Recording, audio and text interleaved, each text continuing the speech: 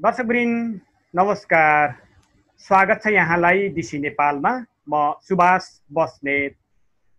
पछिल्ला दिनहरूमा जस्तै आज पनि एकजना फरक व्यक्तित्वसँग फरक विषयवस्तुमा संवाद लिएर तपाईहरुमाझ उपस्थित भएको छु।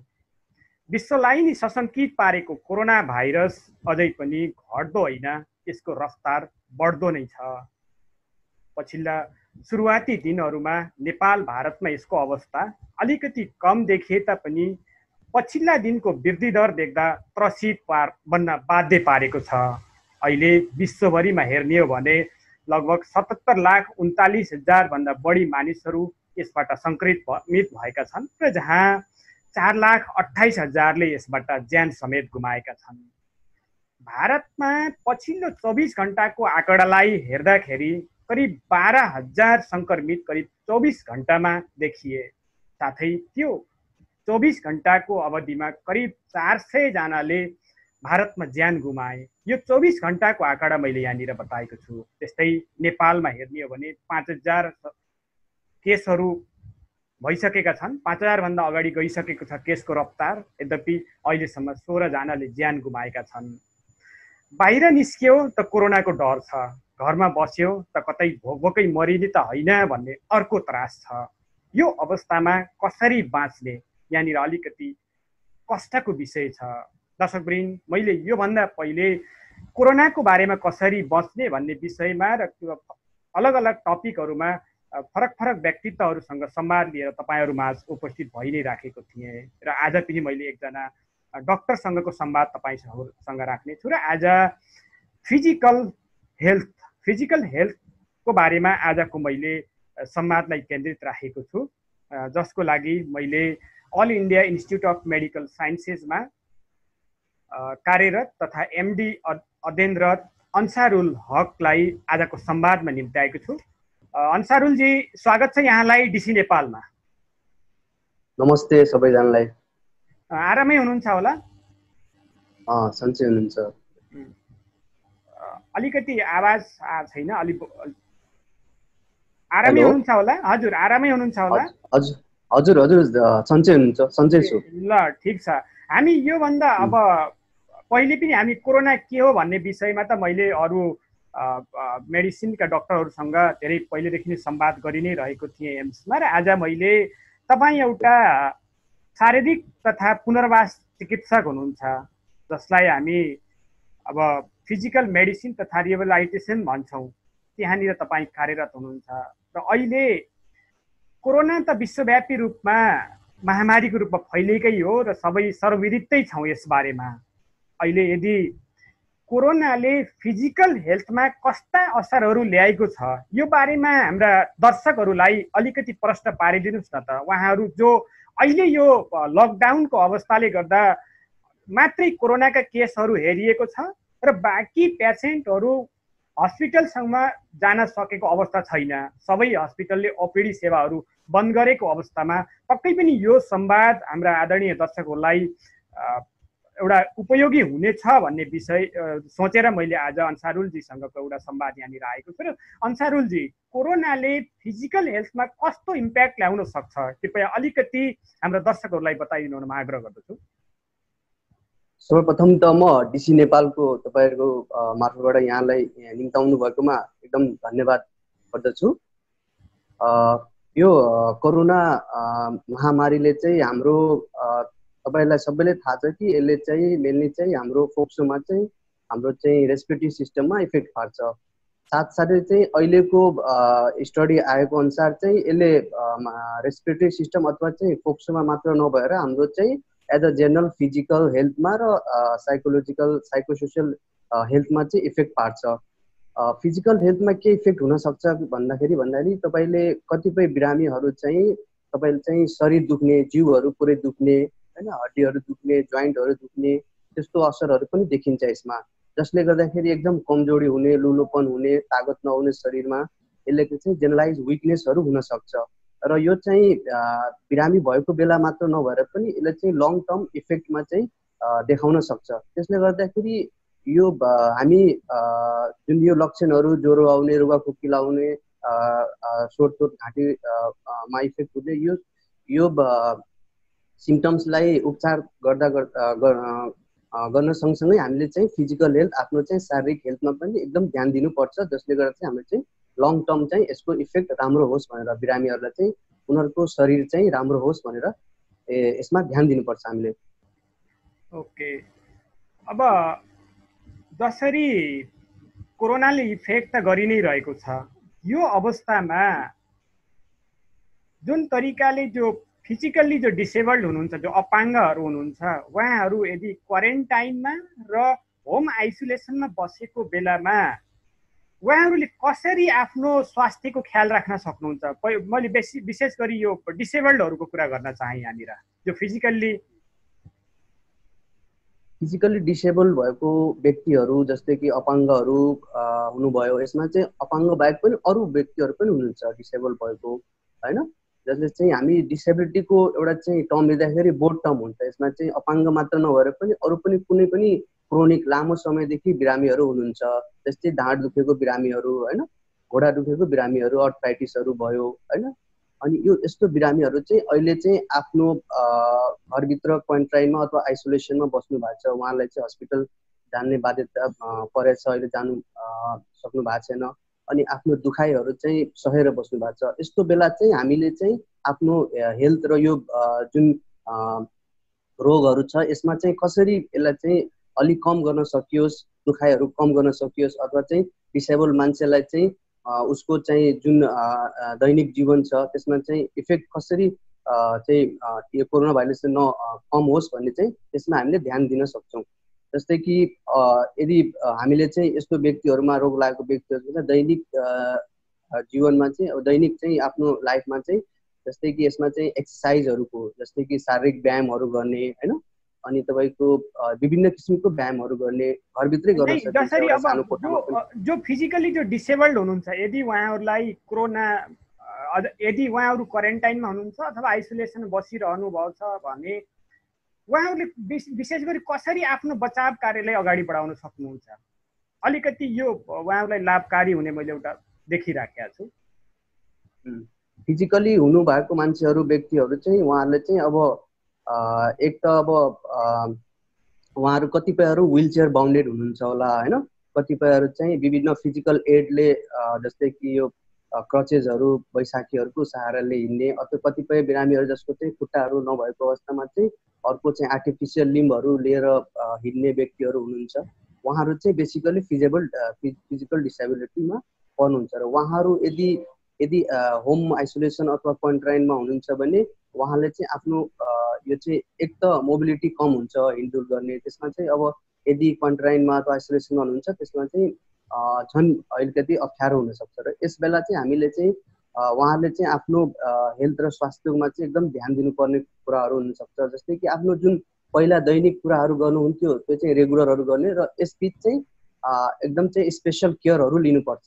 जस्तै कि यदि आफ्नो घरभित्र पनि कोही मान्छेहरू हुनुहुन्छ, उहाँहरू आइसोलेसनमा हुनुहुन्छ अथवा उहाँलाई चाहिँ कोरोनासँग सङ्क्रमित छ भने उहाँहरूबाट टाढा बस्ने, होइन, उहाँहरूसँग नजिक नबस्ने, अनि आफ्नो चाहिँ जुन यो यदि कुनै समस्याहरू पर्यो, मानौ कुनै दुखाइहरू पर्यो, जुन यो समस्याले गर्दाखेरि शरीरमा दुखाइ भयो, बडी पेन भयो, अथवा चाहिँ हिँड्न गाह्रो पर्यो, उठेर हिँड्न गाह्रो पर्यो भने त्यो जुन चाहिँ सहायताहरू छ, जस्तै कि व्हील चेयरहरू भयो अथवा चाहिँ यो क्रचेसहरू भयो, वाकरहरू भयो, त्यो सहायताले चाहिँ घरभित्रै हिँडडुल गरिराख्नु पर्यो, नत्र कि बसिराख्ने मात्र त्यो गर्नु भएन।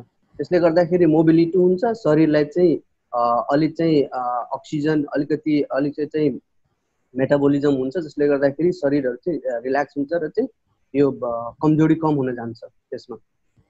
ओके, तो यहीँनिर मैले अन्सारुलजी अर्को प्रसङ्ग जोड्न चाहेँ। कोरोना भाइरसले मेन्टल हेल्थमा कस्तो असर पारिरहेको छ यदि तपाईँको दृष्टिकोणबाट हेर्दाखेरि? अब अघि नै मैले सुरुमा भनेअनुसार चाहिँ कोरोनाले चाहिँ हाम्रो शरीरको 3वटा विभागमा चाहिँ अथवा 3वटा चाहिँ सिस्टममा असर पारेको हुन्छ। जस्तै कि रेस्पिरेटरी, श्वास प्रश्वास भनिहालेँ, अनि फिजिकल यो चाहिँ हेल्थ, जस्तै कि यो बडी हाम्रो यो चाहिँ मांसपेशी, हड्डी अनि जोइन्टको भयो। अर्को तेस्रो चाहिँ यो मेन्टल र साइकोसोसियल भनौँ, मेन्टल भन्दा पनि साइकोसोसियल, एउटा साइकोलोजिकल भयो, अनि अर्को चाहिँ सोसियल त्यो सामाजिकमा चाहिँ कसरी असर पारेको हुन्छ। जस्तै कि जो व्यक्तिहरू कोरोनाबाट सङ्क्रमित हुनुहुन्छ उहाँले चाहिँ सोसाइटीमा हाम्रो समाजले चाहिँ एउटा चाहिँ घृणा रूपले हेर्छ। जस्तै कि यो व्यक्ति कोरोना छ, यसको नजिक गयो भने अथवा चाहिँ यो हाम्रो छिमेकमा बस्यो भने कोरोना सक्छ। त्यसले गर्दाखेरि त्यो रोगी त्यो व्यक्ति चाहिँ एउटा स्टिग्मामा जान सक्छ, एउटा चाहिँ उसलाई चाहिँ एउटा सामाजिक धब्बा लाग्न सक्छ। त्यसले गर्दाखेरि ऊ साइकोलोजिकली आफ्नो बिमारीबाट त एउटा ग्रसित छँदैछ हैन। जस्तै कि उसमा चाहिँ एन्जाइटी फियरहरू हुनसक्छ, डर हुनसक्छ, डिप्रेसन हुनसक्छ, ऊ चाहिँ डिप्रेसनमा हल्का हुनसक्छ हैन। अर्को चाहिँ यदि बिरामी ऊ चाहिँ ठिक भएर पनि अथवा चाहिँ हस्पिटल गएर ठिक भएर आए पनि एउटा पोस्ट ट्रोमेटिक स्ट्रेस डिसअर्डर पनि हुनसक्छ। पछि गएर चाहिँ उसलाई त्यो सपनाहरू आइराख्ने, यादहरू आइराख्ने हो। यो यस्तो चाहिँ साइकोलोजिकल इफेक्टहरू पर्न सक्छ कोरोना भाइरसले गर्दाखेरि बिरामीहरूमा। र यसबाट चाहिँ हामी बच्नलाई यदि जो त्यस्ता बिमारीहरू हुनुहुन्छ जो फिजिकल्ली डिसेबल्ड हुनुहुन्छ, उहाँलाई यस किसिमका अब कोरोनाले अब असर गरिराखेको छ, उहाँ आइसोलेसनमा पनि हुनुहुन्छ, यदि क्वारेन्टाइनमा हुनुहुन्छ भने उहाँहरू र ती मध्ये पनि जो मेन्टल्ली हेल्थको शिकार हुनुभएको छ उहाँहरूले कसरी बच्न सक्नुहुन्छ यसबाट? सबभन्दा पहिला त हामी यो साइकोलोजिकल अथवा चाहिँ मेन्टल हेल्थलाई चाहिँ कुनै पनि यो सिम्टमहरू देखा पर्यो भने सबभन्दा यसको प्राथमिक उपचार भनेको काउन्सिलिङ हुन्छ, साइकोसोसियल काउन्सिलिङ भन्छ यसलाई। चाहिँ हामी सबभन्दा पहिला बिरामीलाई काउन्सिलिङ गर्ने यो रोगको बारेमा, अनि यो जुन सिम्टमहरू उहाँहरूलाई देखा पर्छ त्यसको बारेमा कसरी त्यसलाई कोपिङ गर्ने हैन। अनि अर्को चाहिँ जुन समाज छ, जुन समाजले उसलाई चाहिँ घृणाप्रति हेरिरहेछ, सोसियल स्टिग्मा उसप्रति लागिरहेछ, समाजमा पनि जनचेतना जगाउनुपर्छ यसको बारेमा कि कोरोनाले गर्दाखेरि कुनै व्यक्तिमा यसको केही असर पर्दैन, त्यसलाई चाहिँ हामीले घृणाप्रति हेर्नु हुँदैन। त्यस्तो व्यक्तिहरूलाई सकेसम्म हामीले चाहिँ उसलाई रेस्पेक्ट सम्मान दिनुपर्छ।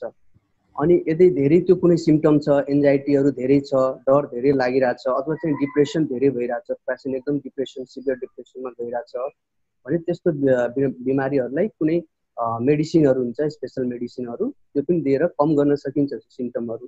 तर सबभन्दा इम्पोर्टेन्ट र मुख्य भनेको नै काउन्सिलिङ हुन्छ। बिरामीलाई काउन्सिलिङ गर्ने अनि त्यसपछि हाम्रो जुन समाज छ त्यो समाजलाई चाहिँ जनचेतना जगाउनेछ। अहिले त अब कस्तो पनि भइराखेको छ भनेपछि यदि त्यहाँनिर चाहिँ नि अब कोरोनाले यदि कसैको चाहिँ नि अचानक र कोरोना बाहेक अरू बिमारीबाट नि कसैको मृत्यु भइराखेको छ भने पनि त्यहाँनिर मान्छे चाहिँ अलिकति डर आएर त्यसलाई तिरस्कार गरेर त्यो लास्टसम्म त्यो सबसम्म उठाउन गएका छैनन्। त्यस्तो पनि अवस्था यहाँनिर सोसाइटीमा देखिएको छ। यो सन्दर्भमा मैले यो प्रसङ्ग यहाँनिर जोडेको हुँ।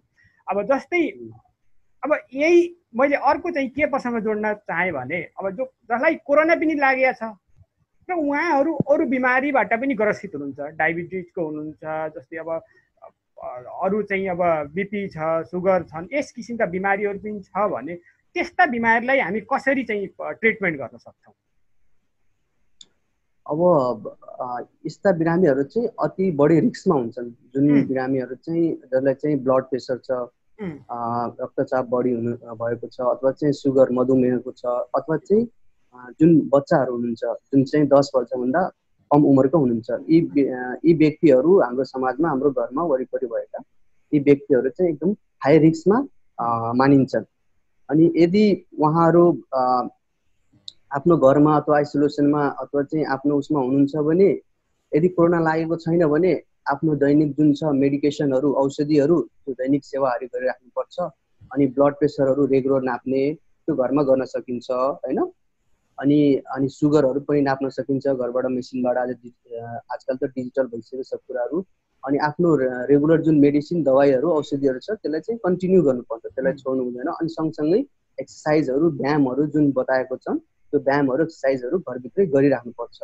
अनि अर्को कुरा के ध्यान दिनुपर्छ भने हामी अब सबैजना लकडाउनमा घरभित्र छौँ हैन। त्यसले गर्दाखेरि कतिपय बिरामीहरू चाहिँ अथवा कतिपय व्यक्तिहरू चाहिँ घरमा बस्ने अनि एक्सर्साइजहरू नगर्ने अनि खाने बस्ने धेरै भइरहेको छ क्या, खाने र बस्ने अनि सुत्ने मात्र हुन्छ। त्यसले गर्दाखेरि एउटा अर्को रोग पनि के यहाँ डर लाग्छ भने ओबेसिटी हुने, मोटापन हुने, त्यसले गर्दाखेरि अरू झन् रोगहरू निम्त्याउन सक्छ। त्यसले गर्दाखेरि यसमा चाहिँ एकदम इम्पोर्टेन्ट र एकदम ध्यान दिने यो हाम्रो फिजिकल हेल्थमा चाहिँ एकदम चाहिँ शारीरिक हेल्थमा चाहिँ एकदम ध्यान दिनुपर्छ। त्यसमा चाहिँ रेगुलर जुन एक्सर्साइजहरू आफ्नो छ त्यो कन्टिन्यू गर्ने, अनि साथै चाहिँ आफ्नो चाहिँ मेडिकेसन औषधिहरू लिइराख्ने। अनि यदि कुनै पनि गाह्रो अप्ठ्यारो पर्यो भने, जस्तै कि धेरै रक्तचापहरू, ब्लड प्रेसर धेरै हाई भयो अथवा चाहिँ सुगर धेरै हाई देख्यो भने त्यसमा डराउनु पर्ने केही आवश्यकता छैन। आफूले चाहिँ आफ्नो जहाँ जुन हस्पिटलमा देखाउनु भइरहेको थियो, जुन हस्पिटलमा फलोअप गर्नु भइरहेको छ, त्यहाँ चाहिँ अहिले हाम्रो उसमा चाहिँ एउटा चाहिँ टेलिमेडिसिन भन्ने, अहिले त यसमा चाहिँ जान सकेको अवस्था त छैन, सबै ओपिडीहरू बन्द नै छन्, अन्ली कोरोना केस बाहेक अरू केस लिएकै छैन। यो सन्दर्भमा यस्ता बिमारीहरू यदि त्यस्तो इमर्जेन्सी केस आउँछ भने कहाँ सम्पर्क गरेर कसरी जान सकिन्छ, अलिकति यसलाई प्रश्न पारिदिनुहोस् काइन्डली। बिल्कुल बिल्कुल। इमर्जेन्सी अब धेरै अप्ठ्यारो परेको यस्तो बिरामीहरूमा चाहिँ अब धेरै अप्ठ्यारो पर्यो, अघि भने जस्तै कि सुगर धेरै हाई भयो अथवा चाहिँ रक्तचाप धेरै बढ्यो होइन, यस्तो बेलामा चाहिँ अब तपाईँले जुन हस्पिटलमा आफूलाई देखाउनु भइरहेको थियो, फलोअप रेगुलर गर्नु भइरहेको थियो, त्यसमा चाहिँ सम्पर्क गर्न सक्नुहुन्छ। एउटा चाहिँ इमर्जेन्सीमा तुरुन्तै जान सक्नुहुन्छ, इमर्जेन्सी सेवा एकदम सुचारू छ, त्यसमा कुनै अवधा छैन।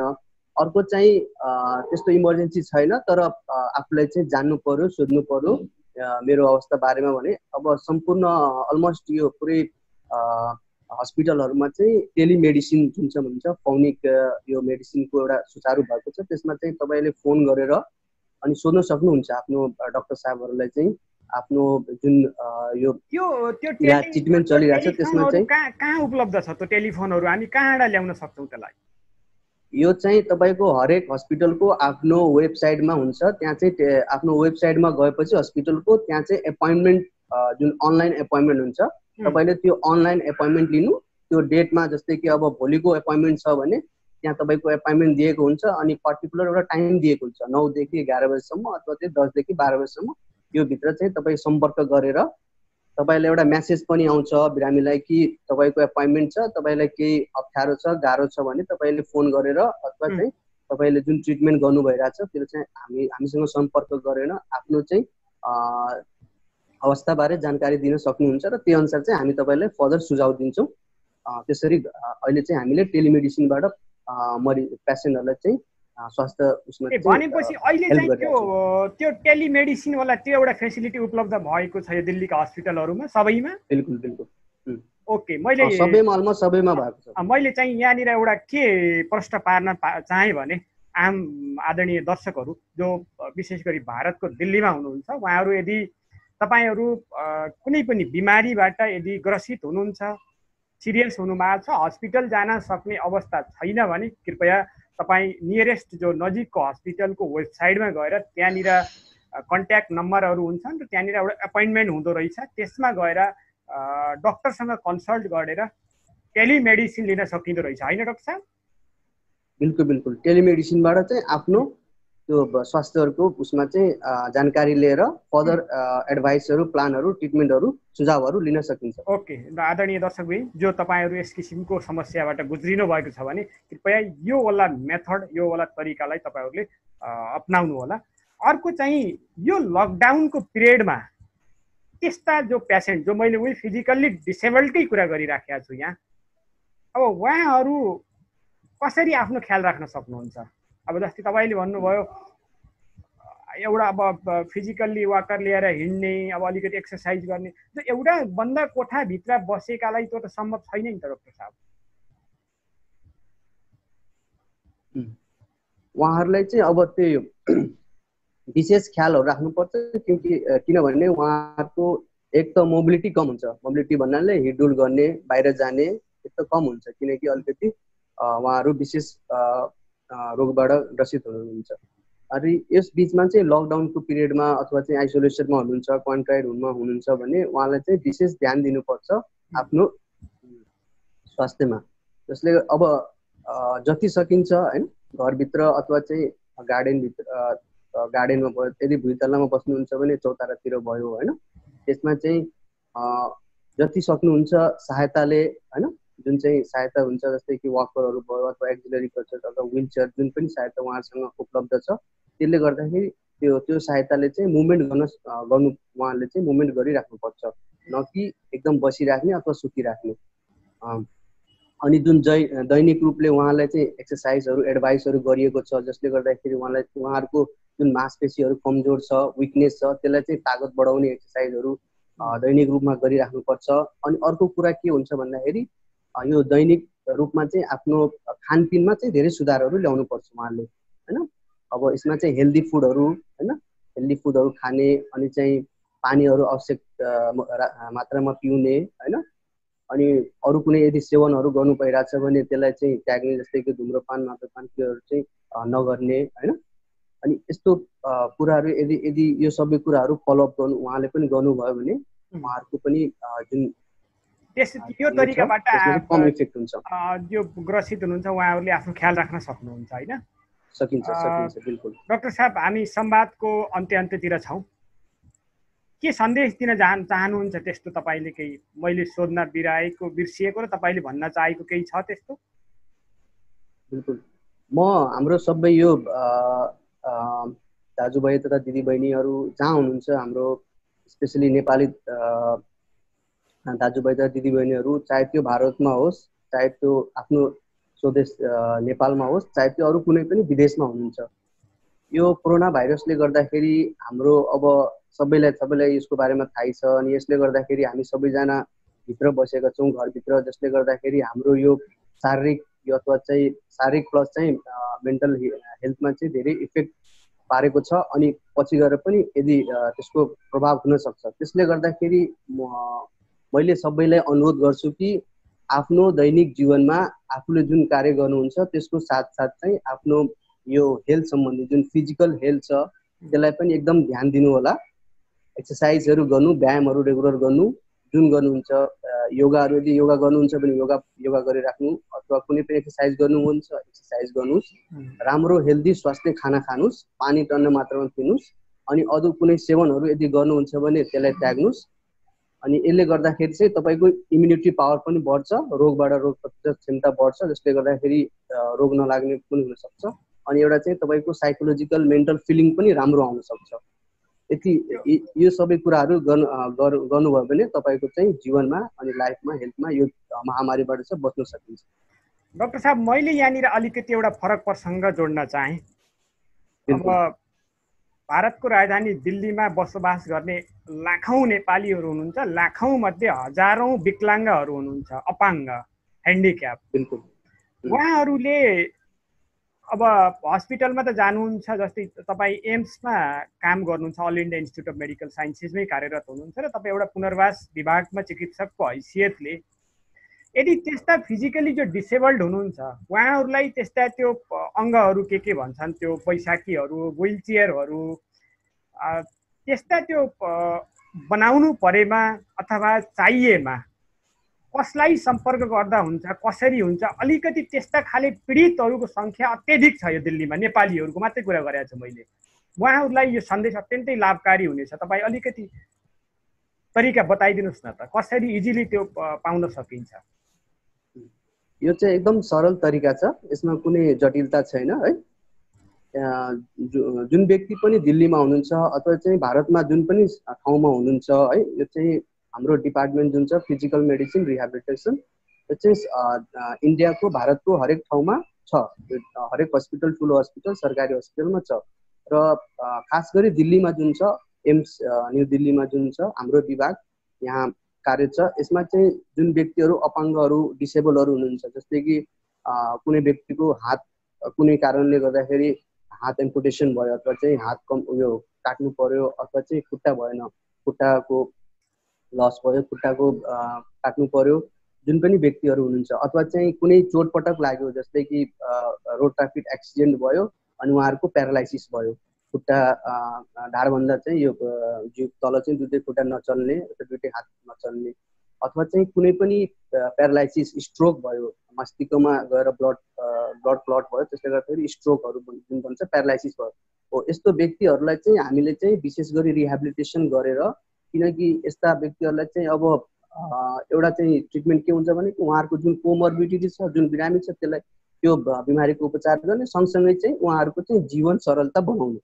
त्यो जीवन सरलता बनाउने काम हामीले गर्छौँ होइन। त्यसमा चाहिँ अब विभिन्न मेथडहरू, विभिन्न मेथड एप्लाई गर्न सकिन्छ। जस्तै कि एउटा चाहिँ अब उहाँलाई चाहिँ फिजिकल सपोर्ट दिने एड्सहरू, जस्तै एड्स भन्नाले कि उहाँलाई सहाराहरू दिने, जस्तै कि व्हिल चेयर भयो, जो व्यक्तिहरू चाहिँ अब यो माथि एकदम हात खुट्टा दुवै प्यारालाइसिस छ त्यो व्यक्तिहरू चाहिँ अब हिँड्न नसक्ने अवस्थामा चाहिँ उहाँलाई चाहिँ व्हिल चेयरको सपोर्टले, व्हिल चेयर पनि विभिन्न किसिमको आउँछ। यदि आफैले म्यानुअली गुडाउन सक्नु भएन भने उहाँले चाहिँ अटोमेटिक पावर व्हिल चेयरहरू आउँछ, उहाँले त्यो उपलब्ध गराउन सक्छौँ। र यो हाम्रो संस्थाबाट, हाम्रो हस्पिटलबाट चाहिँ यो फ्रीमै पाइन्छ हस्पिटलमा? फ्रीमा हाम्रो यहाँ चाहिँ विभागमै चाहिँ स्वास्थ्य कर्मीहरू, एउटा चाहिँ सोसियल सामाजिक उहरू पनि हुनुहुन्छ, एमएमएसओहरू, उहाँबाट एप्रोच गरेर हामीले त्यस्ता व्यक्ति जसले एफोर्ड गर्न सक्दैन उहाँलाई चाहिँ हामीले फ्रीमा पनि उपलब्ध गराउन सकिन्छ। अन्यथा केही चाहिँ कस्ट तिर्नुपर्छ त्यहाँ, होइन? अन्यथा मिनिमम कस्टहरू तिर्नुपर्छ। जस्तै कि अब आर्टिफिसियल लिम्ब भयो, खुट्टाहरू चाहिँ जोड्नु पर्यो भने एकदम यहाँ चाहिँ मिनिमम कस्टहरू हुनसक्छ।